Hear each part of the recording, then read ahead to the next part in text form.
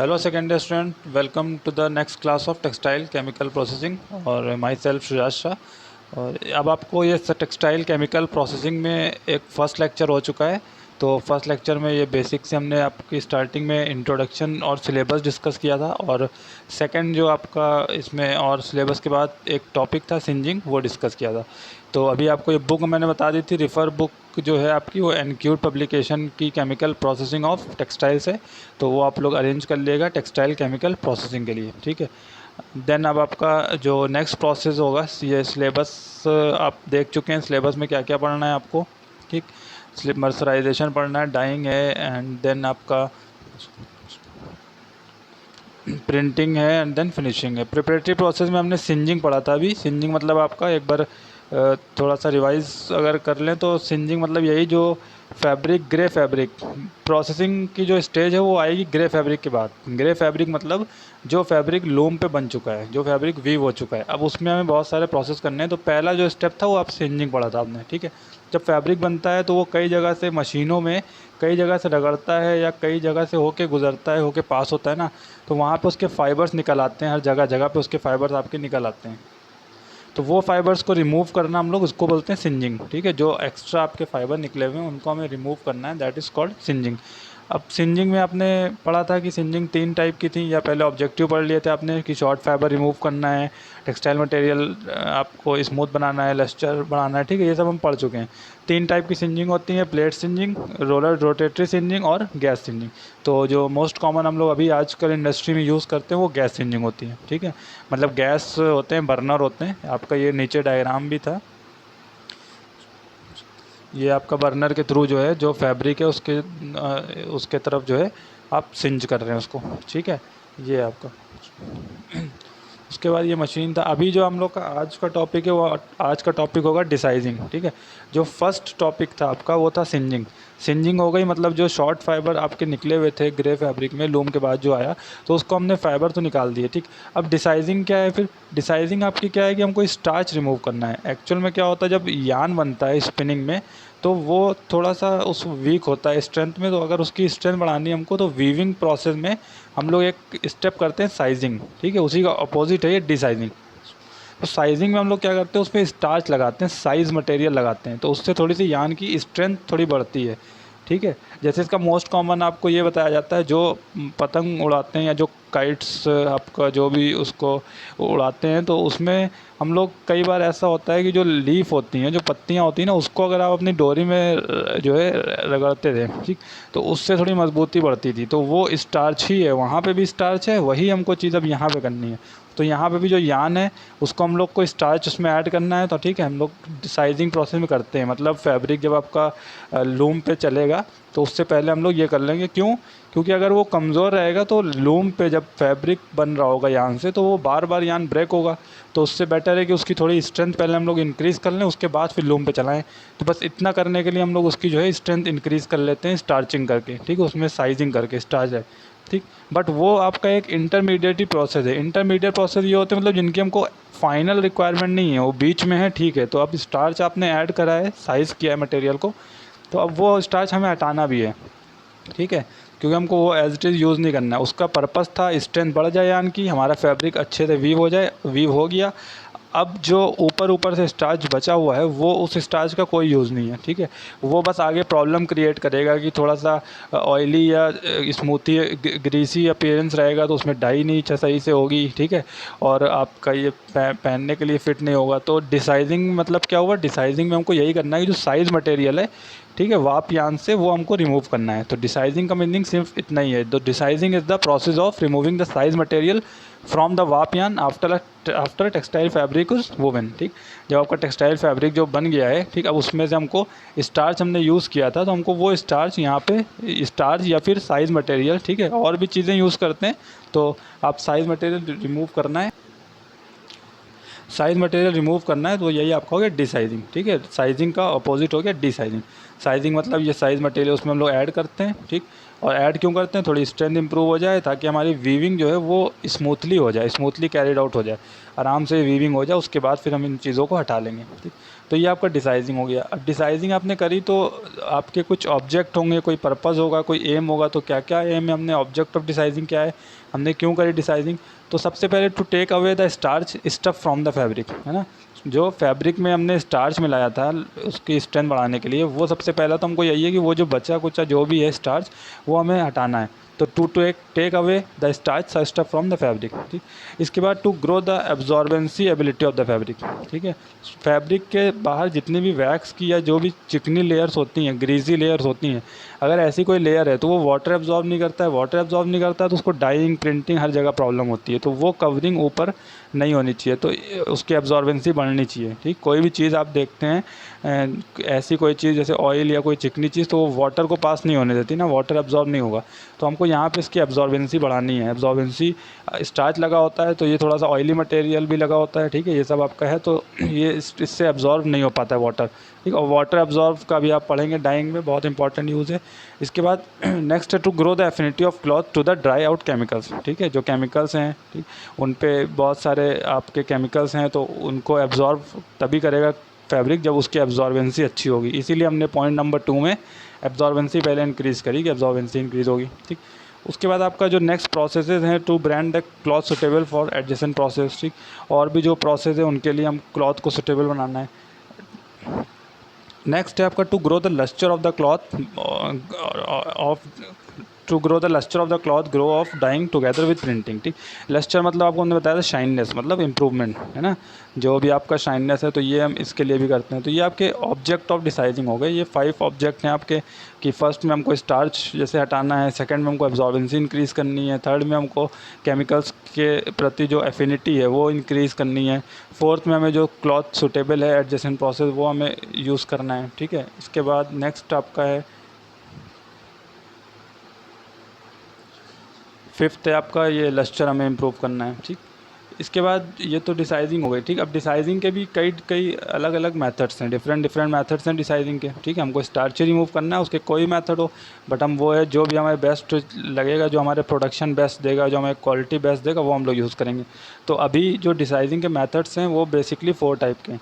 वैसे तो ये 2 टाइप के होते हैं, हाइड्रोलिटिक और ऑक्सीडेटिव। ठीक, फिर वो अगेन स्प्लिट होते हैं। तो ये अभी इतना डिटेल में आपको पढ़ना नहीं है, आपको नेक्स्ट ईयर शायद पढ़ना हो या उसके बाद पढ़ेंगे तो पढ़ेंगे। अभी आपके डिसाइजिंग के मेथड 4 हैं। ठीक, फर्स्ट मेथड है रॉट स्टीपिंग, सेकंड है एसिड स्टीपिंग, थर्ड है एंजाइमेटिक स्टीपिंग और फोर्थ है आपका ऑक्सीडेटिव स्टीपिंग। अब फर्स्ट है, अब ये रॉड स्टीपिंग फर्स्ट है। अब आप लोग डिसाइजिंग का मीनिंग समझ गए ना। डिसाइजिंग मतलब सिंपली हमको जो भी हमने साइज़ मटेरियल लगाया है लूम पे वीविंग करते टाइम, वो हमें अब हटाना है यहाँ पे। ठीक है, हमने आपको पहले ही बताया जो बेसिकली आपकी इंडस्ट्री है वो 3 होंगी, स्पिनिंग, वीविंग और प्रोसेसिंग। तो स्पिनिंग हो गई थी, धागा बन गया था। ठीक, वीविंग के टाइम ये किया गया था कि स्टार्च इस पर लगाया गया था ताकि यान की स्ट्रेंथ बढ़ जाए। अब हमको प्रोसेसिंग के टाइम इस चीज़ को हटाना है। तो ये हो गया आपका। तो फर्स्ट जो मेथड है, ये 4 मेथड हो गए, rot steeping, acid steeping, enzymatic steeping और ऑक्सीडेटिव स्टीपिंग। ठीक है, अब आपको जो इसमें फर्स्ट मेथड है रॉट स्टीपिंग। तो रॉट स्टीपिंग मतलब क्या है, ये मतलब एक इनिशियल मेथड है आपका। सबसे पहले हम लोग यही करते थे ना, जैसे जैसे डेवलपमेंट होगा चीज़ें चेंज होंगी, तो पहले हम लोग यही करते थे कि rot steeping is the oldest and cheapest way of desizing where no special chemical. कोई स्पेशल केमिकल नहीं चाहिए, आप सिंपली वाटर, बॉइलिंग वाटर या वाटर को थोड़ा टेम्परेचर पे 30-40 डिग्री टेम्परेचर पे करें और जो फैब्रिक है उसको उसमें से पास कर दें। ठीक है, ये आपका हो गया रॉड। ठीक है, ये आपका देखो रॉड स्ट्रिपिंग का डायग्राम है। इसको लेफ़्ट साइड से देखो आप, फर्स्ट आपका जो कंपार्टमेंट है वो वेटिंग एंड स्क्वीजिंग है, मतलब ये फैब्रिक आ रहा है। हमने आपको ये बताया था जितने भी आपको इस सर्कल टाइप के दिख रहे हैं ना, ये एक सिलेंडर हैं, सब के सब सिलेंड्रिकल रोलर हैं। ठीक है, ये रोटेट होते हैं, ये घूमते हैं, तो इनकी वजह से फैब्रिक आगे होता है, फैब्रिक पीछे होता है, जिस डायरेक्शन में रोटेट करेंगे हम। ठीक, तो जितना भी फैब्रिक का मूवमेंट करवाना होगा हमको प्रोसेसिंग में अपने या वीविंग में, वो सब इसी रोलर्स के थ्रू ही होता है। तो यहाँ पे तो हम लोग पूरा रोलर तो बना नहीं सकते, इसलिए जस्ट सर्किल से रिप्रेजेंट करते हैं, लेकिन ये पूरा 3D फिगर है, पूरा रोलर सिलेंडर है। ठीक है, तो इस तरह से फैब्रिक आपका देखो फर्स्ट वेटिंग एंड स्क्वीजिंग में आएगा, देन उसके बाद नेक्स्ट जो कंपार्टमेंट है, नेक्स्ट जो केबिन है, उसमें आपकी स्टीपिंग हो रही है। ठीक, वहाँ पे टेम्परेचर हमने वाटर लिया है, थोड़ा सा वार्म वाटर लिया है, गर्म पानी। ठीक, 30-40 डिग्री टेम्परेचर पे। और देन इसके बाद नेक्स्ट उसके बाद केबिन है कि जो भी हमने फिर उसके अगेन उसको क्या करना है, थोड़ा कोल्ड वॉश कर देना है, ठीक है। वॉश कर देते हैं, कोई भी स्टेप करते हैं उसके बाद वॉश कर देते हैं, तो जो नॉर्मल आपकी इम्प्योरिटीज़ हैं वो भी आपकी रिमूव हो जाए।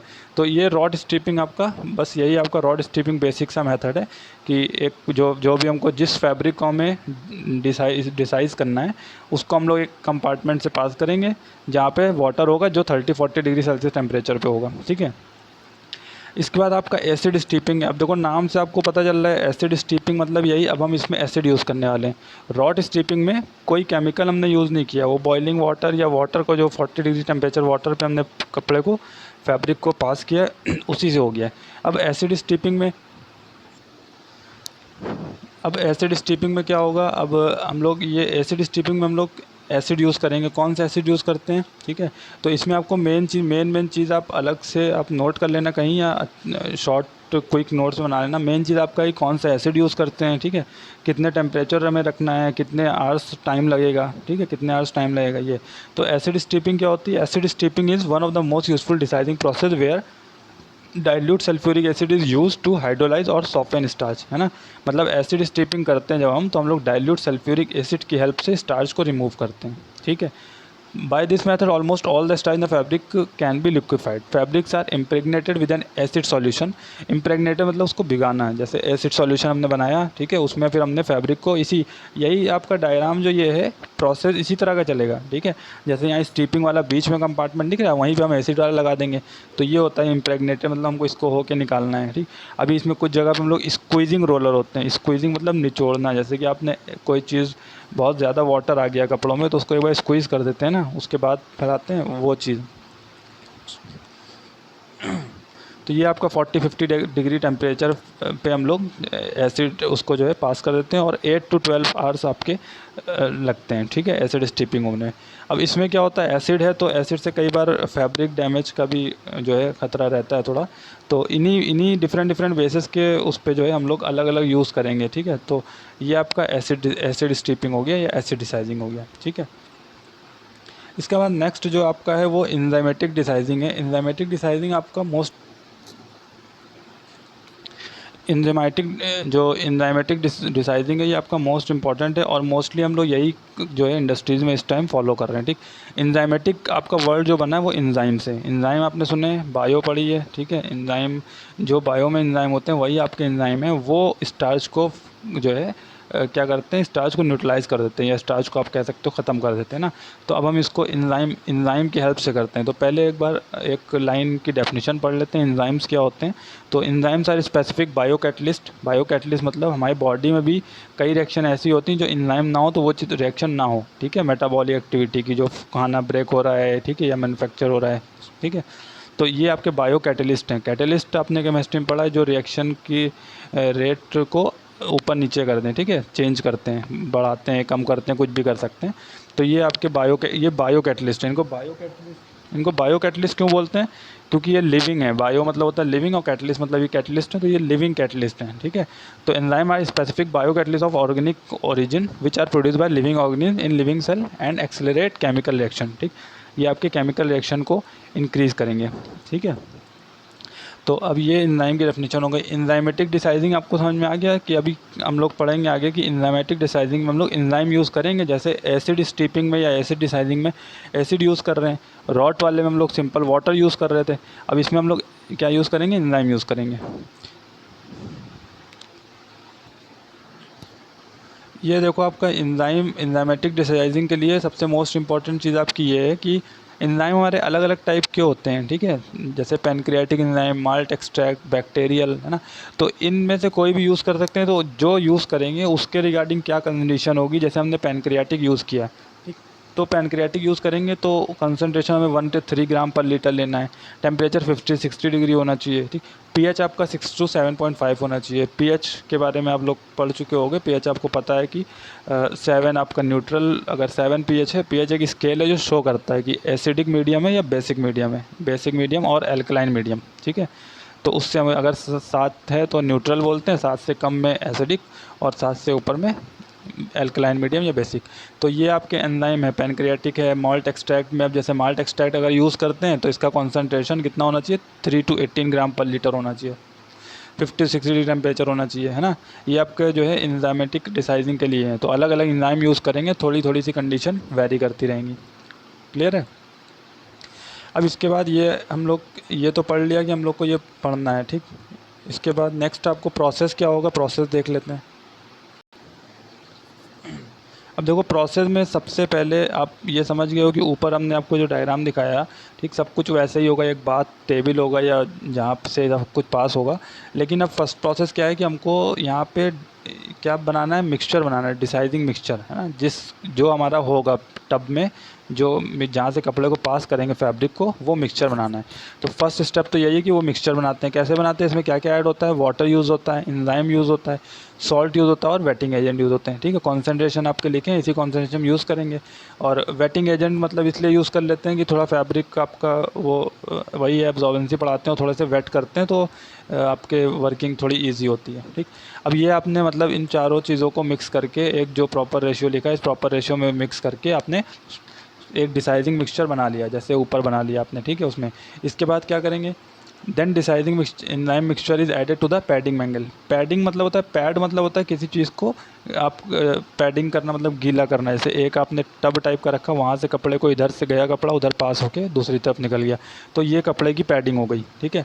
तो उस मैंगल मतलब होता है जो आपके बॉल टाइप के या जो इस तरह से आपके होंगे बकेट टाइप के। जैसे घर में तो हम लोग बकेट यूज़ करते हैं, ठीक है, लेकिन वहाँ मशीन के अंदर ही इनबिल्ट होगा, ठीक। तो जब डिसाइजिंग एंजाइम मिक्सचर आप क्या करेंगे, पैडिंग मैंगल में ऐड करेंगे, ठीक है।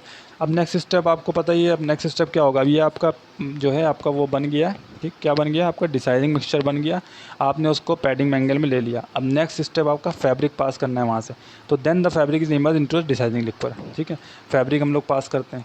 इसके बाद टेम्परेचर आपका 50-60 डिग्री और 1 घंटे के लिए इसको रन करते हैं, तो ठीक है, ये आपका डिसाइज हो जाता है। और उसके बाद डिसाइजिंग के बाद हम लोग क्या करते हैं, फैब्रिक को स्क्वीज़ कर देते हैं। अब जो एक्स्ट्रा मतलब जो आपका आ जाता है, ठीक है, उसलिए हम लोग इस स्क्वीज़ कर देते हैं। स्क्वीज़ मतलब निचोड़ देते हैं, है ना। एक बार पास हो गया, जैसे आप कोई कपड़ा लो और सिर्फ पानी में डुबो के निकाल लो, तो उसमें क्या होगा, अभी बहुत सारा पानी उसमें है, जिसको आप हल्का सा अगर निचोड़ो तो बहुत सारा पानी निकलेगा। तो ये चीज़ हम लोग करते हैं, ठीक है। तो इसलिए हम लोग फैब्रिक को स्क्वीज़ कर लेते हैं, ठीक। स्क्वीज़ मतलब देखो, जो भी आपकी टेक्सटाइल इंडस्ट्री हो या कोई भी इंडस्ट्री हो, ठीक, हम लोग ऐसे फाइनेंशियली थोड़े थोड़े अमाउंट के लिए, पैसों के लिए चीज़ें जो सेव करते हैं हम लोग अपनी अपनी चीज़ें, तो ये सारा कुछ बड़े लेवल पे भी होता है, ठीक है। ये इंडस्ट्रीज़ भी करेंगी। इंडस्ट्रीज़ में ऐसा नहीं है कि कुछ भी आप किसी भी रेशियो में यूज़ कर रहे हैं, उनको भी अपने फाइनेंशियल कॉस्ट देखने होते हैं, उसी तरह से यूज़ होंगी। तो ये इसका एक ये भी एडवांटेज है कि सपोज़ उसको 10 ml ही चाहिए था केमिकल फैब्रिक को डिसाइड होने के लिए, आपने एक बार पास किया तो उसमें 50-60 ml चला गया, तो वो बाकी आपको क्या करना है, बाकी वेस्ट ही तो होना है, तो उसको एक बार स्क्वीज़ करके फिर से निचोड़ लेना है, ठीक है। तो ये फोर्थ पॉइंट हो गया कि after deciding fabric is squeeze and stored in storage tank, ठीक। इसके बाद फिर फाइनली आपको बताया हमने कि जब भी कोई प्रोसेस करते हैं फैब्रिक में, तो एक बार कोल्ड वॉश लास्ट में कर लेते हैं, उसको स्क्वीज़ करके ड्राई कर लेते हैं, ठीक है। तो ये आपके प्रोसेस है, ये सबसे मोस्ट इंपॉर्टेंट प्रोसेस है। इसको एक बार और समझ लेते हैं, एंजाइमेटिक डिसाइजिंग को, ठीक है। सबसे पहले हमने आपका मिक्सचर बनाया, जो डिसाइजिंग मिक्सचर था। डिसाइजिंग मिक्सचर मतलब water, enzyme, salt, waiting agent, ये बना के हमने अलग एक रख लिया, ठीक है। ये हम अलग रख लिया बोल रहे हैं, बट ये सब एक ही मर्खी मशीन में होगा, ठीक है। उसके बाद नेक्स्ट क्या है, डिसाइजिंग मिक्सचर को हमने पैडिंग मैंगल में डाल दिया, ठीक। इसके बाद फैब्रिक को आपने उसमें इमर्स किया, टेम्परेचर रेस किया, ठीक है, 1 घंटे तक आपने उसमें रन किया। अब जब उसमें आपने एक बार पैडिंग कर दी, मतलब गीला कर दिया फैब्रिक, उसके बाद क्या करेंगे, उस फैब्रिक को स्क्वीज़ कर लेंगे और स्टोरेज टैंक होते हैं उसमें हम लोग स्टोर कर लेंगे, ठीक है। वो कुछ टाइम तक फिर रोटेट होता है और उससे धीरे धीरे जो है आपके इस जो एंजाइम होता है थोड़ा धीरे धीरे करके स्टार्च। इसका फ़ायदा है, बेनिफिट ये होता है ना, इसमें कोई क्वालिटी लॉस नहीं होता, फैब्रिक एज इट इज़ रहता है, क्योंकि ये एंजाइम है, कपड़े को कोई नहीं। जैसे एसिड में केस था कि एसिड से कब फैब्रिक डैमेज हो सकता था। रॉट स्टीपिंग में क्या था, वो थोड़ा स्लो प्रोसेस था, है ना।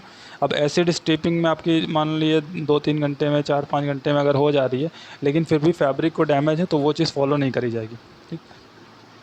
तो इसके बाद आपने फैब्रिक को आफ्टर डिसाइडिंग फैब्रिक स्क्वीज़ कर लिया, स्टोर कर लिया, देन फाइनली जो है आपने कोल्ड वॉश किया और उसको आपने सुखा दिया, मतलब फैब्रिक को फिर ड्राई कर दिया, ठीक है। ये हो गया आपका थर्ड मेथड। क्लियर है, थर्ड मेथड समझ में आ गया। सबसे पहले आपने मिक्सचर बनाया, उसको पैडिंग एंगल में रखा, फिर इधर से फैब्रिक पास किया, फिर उसको स्क्वीज़ किया, स्क्वीज़ करके फिर आपने जो है फाइनल एक बार कोल्ड वॉश से कर दिया। ठीक है, ये आपके थर्ड मेथड था। अब नेक्स्ट जो मेथड है वो है ऑक्सीडेटिव मेथड। ठीक, ऑक्सीडेटिव मेथड में क्या है, ऑक्सीडेटिव मेथड देख लेते हैं। ऑक्सीडेटिव मेथड में आपका क्या है कि starch and other added impurities जो स्टार्च हैं या एक अलग से ऑक्सीडेशन प्रोसेस के थ्रू भी हम इनको कर सकते हैं। इसमें क्या होगा, स्टार्च को जो है ऑक्सीडाइज कर दिया जाएगा। ठीक है, हमें रिमूव ही करना है किसी फॉर्म में। कई बार ऐसा होता है ना, कोई इम्प्योरिटी ऐसी होती है जो आपकी इनसॉल्युबल है, ठीक है, या सॉल्युबल है, तो उसको कोई और आके अपने आप में मिला लेता है और वो फिर लेके बाहर निकल जाता है। तो एक तरह का, इस तरह का अगर समझे तो ये चीज़ है। ठीक है, ऑक्सीडाइज करना है। तो अब ऑक्सीडेटिव मेथड में हम लोग क्या क्या यूज़ करते हैं, सोडियम हाइपोक्लोराइड। ठीक, इनमें वो एजेंट यूज़ हो रहे हैं जो ब्लीचिंग में भी यूज़ होते हैं। तो इसमें ऑक्सीडेटिव मेथड में हमारी ब्लीचिंग भी हो जाती है। अगर हम लोग को ऑक्सीडेटिव मेथड यूज़ करते हैं तो फिर हम लोग ब्लीचिंग फॉलो नहीं करते हैं। ठीक है, फिर हम लोग उसी में थोड़ा बहुत वाइटनेस अपने आप आ जाती है, क्योंकि हम कंपाउंड वही यूज़ कर रहे हैं। कौन कौन से, सोडियम हाइपोक्लोराइड यूज़ कर रहे हैं। ठीक, रूम टेम्परेचर पे 7 pH पे आपको ये यूज़ करना है। और आप हाइड्रोजन पेरोक्साइड यूज़ कर सकते हैं 3 to 7 ग्राम पर लीटर के रेशियो में। तो इसमें आपका ये आपके ऑक्सीडेटिव मेथड है। ठीक है, जिसमें हम लोग क्या करेंगे, स्टार्च को ऑक्सीडेशन करके रिमूव करेंगे। इसमें कंपाउंड या केमिकल कौन कौन से यूज़ करेंगे, हम लोग सोडियम हाइपोक्लोराइड यूज़ कर सकते हैं, और मतलब या सोडियम क्लोराइड यूज़ करो या फिर हाइड्रोजन पेरोक्साइड यूज़ करें। ठीक है, ये आपका हो गया। तो अभी ये आपका डिसाइजिंग में आपके इतने ही टॉपिक हैं। ठीक है, तो डिसाइजिंग में क्या क्या आपने पढ़ा है एक बार और देख लेते हैं। डिसाइजिंग में सबसे पहले व्हाट इज़ डिसाइजिंग। तो व्हाट इज़ डिसाइजिंग आपको ये क्लियर हो गया कि what is desizing. Desizing is the process of removing the size material ना, साइज मटेरियल जो भी आपने उस टाइम ऐड किया था वीविंग करते टाइम, वो रिमूव करना है। ऑब्जेक्ट ऑफ डिसाइजिंग क्या है कि हमें फैब्रिक से स्टार्च निकालना है, फैब्रिक की एब्जॉर्बेंसी इंक्रीज़ करनी है, फैब्रिक की जो एफिनिटी है डाई के लिए वो हम लोग बढ़ानी है, फैब्रिक का जो है आगे जो प्रोसेस होने हैं उनके लिए फैब्रिक को सूटेबल करना है, और फैब्रिक का हमें लस्टर बढ़ाना है। ठीक है, ये हो गया ऑब्जेक्ट ऑफ डिसाइजिंग। अब ऑब्जेक्ट ऑफ डिसाइजिंग के बाद मेथड ऑफ डिसाइजिंग। तो मेथड ऑफ डिसाइजिंग आपके 4 तरह के होते हैं, rot steeping, acid steeping, enzymatic desizing और ऑक्सीडेटिव मेथड।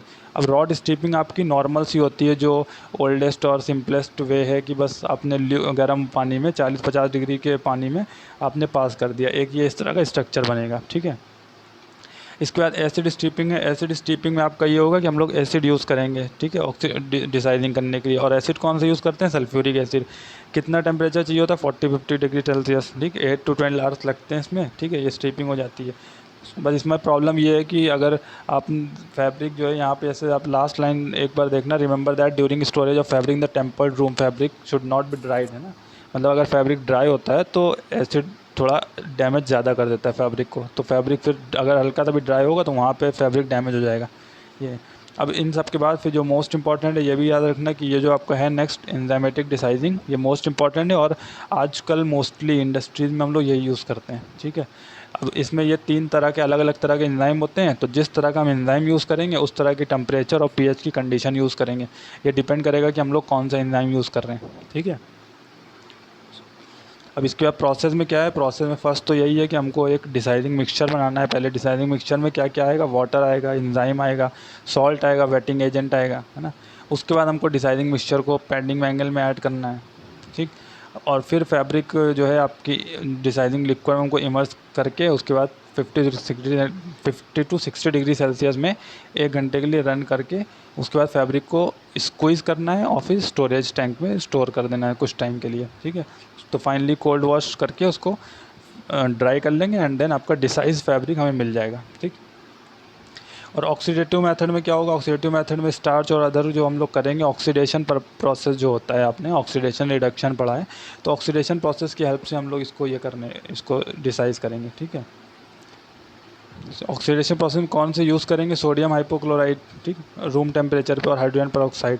ठीक, तो ये हो गया आपका प्रोसेसिंग के। तो ये प्रोसेसिंग के आपके 2 पार्ट हो गए। ठीक, जैसे सिंजिंग हो गया फर्स्ट प्रॉब्लम थी सिंजिंग, हमको जो फाइबर्स थे वो इधर उधर से निकल रहे थे या जो भी थे, तो फर्स्ट प्रॉब्लम को सिंजिंग की थी, उसको हमने गैस बर्नर की हेल्प से या गैस सिंजिंग करके सिंजिंग कंट्रोल कर ली।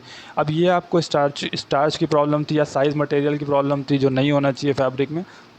ठीक है। तो उस टाइम रिक्वायरमेंट थी तो हमने यूज़ कर लिया, अभी रिक्वायरमेंट नहीं है तो अभी इसको रिलीज़ करेंगे। तो ये आपका हो गया डिसाइजिंग, ठीक। अब कई बार ऐसा होता है कि थोड़ी येलोनेस होती है या थोड़ा सा फैब्रिक डर्टी टाइप का होता है, तो उसके लिए हम लोग को अभी नेक्स्ट प्रोसेस जो पढ़ेंगे हम लोग, तो नेक्स्ट प्रोसेस हो जाएगी ब्लीचिंग, है ना। ब्लीचिंग पढ़ेंगे, फिर ब्लीचिंग के बाद जब सब कुछ हो जाएगा तो आपका कपड़ा डाइंग के लिए रेडी है, इसको बोलते हैं RFD, रेडी फॉर डाइंग, है ना।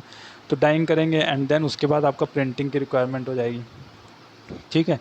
तो प्रिंट होने के बाद फिर और अलग अलग तरह की जो फिनिशिंग है, सॉफ्ट फिनिश करना है, स्टिफ फिनिश करना है, ठीक है, और रेजिन फिनिश करना है, तो सैनफो पे फैब्रिक को, सैनफो मशीन का नाम है, सैनफो पे चलाना है। तो ये अलग अलग आपके पढ़ते हैं। तो ये अभी टेक्सटाइल केमिकल प्रोसेसिंग का आपका ये सेकंड लेक्चर था। तो अभी नेक्स्ट लेक्चर में इसके बाद के टॉपिक कंटिन्यू करते हैं। और सेकेंड ईयर वालों के लिए डेली एक लेक्चर आ रहा है। कल आपका उसका लेक्चर आया था इंडस्ट्रियल सेफ्टी का इंट्रोडक्टरी लेक्चर, तो उसको भी आप लोग जाके देख लेना, ठीक है। और कोई प्रॉब्लम हो तो ग्रुप में आप लोग या फिर यूट्यूब में जहाँ वीडियो मिलेगी आपको उसी के नीचे आप पूछ सकते हैं, ठीक है। अब नेक्स्ट लेक्चर आपका देखते हैं, निटिंग एंड गारमेंटिंग का भी कोई लेक्चर नहीं हुआ है, तो इंट्रोडक्टरी लेक्चर निटिंग गारमेंटिंग का ले लेते हैं। इसके बाद फिर नेक्स्ट आगे कंटिन्यू करते हैं। चलो अभी के लिए फ़िलहाल आज के लिए इतना टॉपिक, ठीक है। देन नेक्स्ट लेक्चर मिलते हैं। Okay, thank you, bye bye.